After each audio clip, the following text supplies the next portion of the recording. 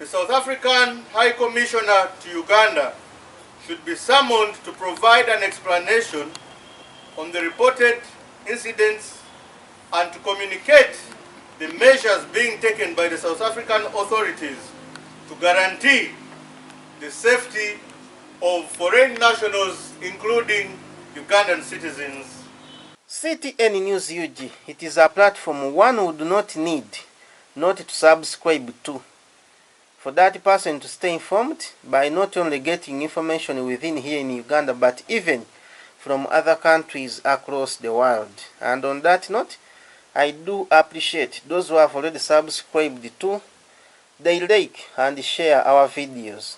Even the comments that you give us, we appreciate and we welcome more, because it is through those comments that we can also get to know where we need to improve. We can only promise you one thing: to give you a service that you desire. In today's video, we are going to look much into xenophobia, which is now taking place in South Africa, according to the news which is coming in from there. Remember, this is not the first time for such to happen. I can take you back in 2008, 2016, 2015, and 2019. The same happened, and it is now going across the country, majorly in cities, say Johannesburg. And so many foreigners suffered, majorly from countries of Zimbabwe, Nigeria, Somalia, Ethiopia, Malawi, Mozambique, countries like Ghana, Zambia. Actually now, Nigeria has already summoned the acting High Commissioner of South Africa to set on the growing anti-African migrant protest, which is now going on there. In 2008, as I told you, like 60 people died during that time. And the similar unrest occurred in 2015. In 2019, a group of armed mobs attacked foreigners owning businesses in cities of Johannesburg, and I remember at least 12 people were declared dead. So even now the government is trying its best, according to the statements which are coming in from there, but still the situation has not yet normalized. Here in Uganda, one of the outstanding political parties, this is the Forum for Democratic Change, FDC, has come up and tasked the government to do what it can do diplomatically, to engage their counterparts, and even to hear from Ugandans who are now in South Africa. They may fall victim without the knowledge of the government, or even their people, their family members. So FDC has come up and told the government that, please, Mr. Government, it is time to wake up. As the Forum for Democratic Change, we are concerned by the continued silence of government of Uganda on the reports of xenophobic hostility, intimidation, and attacks directed at foreign nationals in South Africa, including Ugandan citizens who live, work, study, and conduct business in South Africa. Government of Uganda must immediately engage its counterpart in South Africa through diplomatic channels and seek assurances regarding the safety and security of Ugandan citizens.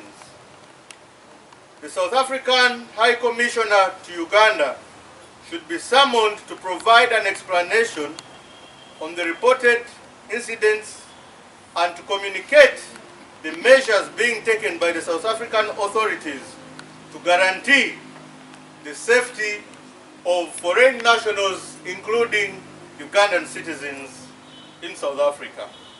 We further call upon the Ministry of Foreign Affairs and Ugandan diplomatic missions in South Africa to establish emergency communication channels, maintain an updated register of Ugandan nationals in the affected areas, provide consular assistance where necessary, and continuously update the public on these developments as they unfold. To our brothers and sisters, the South Africans, they should remember that we are now in a global village. I would like to remind them that different African countries, including Uganda, supported them when they were faced with the apartheid regime. And so many South African citizens living and working peacefully in Uganda are still enjoying peace. Several South African companies continue to operate profitably within Uganda and benefit from the hospitality of the Ugandan people.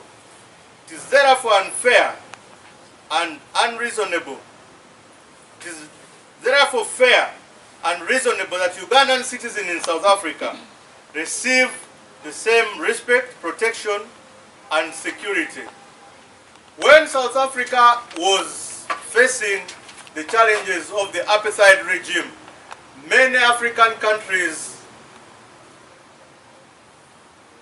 came and swung into action until the regime was toppled. We strongly condemn any form of xenophobia, discrimination, violence, or incitement against foreign nationals. Such actions undermine the African unity, regional integration, and the spirit of Pan-Africanism that both Uganda and South Africa have long championed. This can be evidenced by the international protocols that we have signed as a country with our sister countries. We urge the South African government to take decisive action against individuals and groups promoting violence and hatred against foreign nationals, and to ensure that all those responsible for the attacks are held accountable under the law.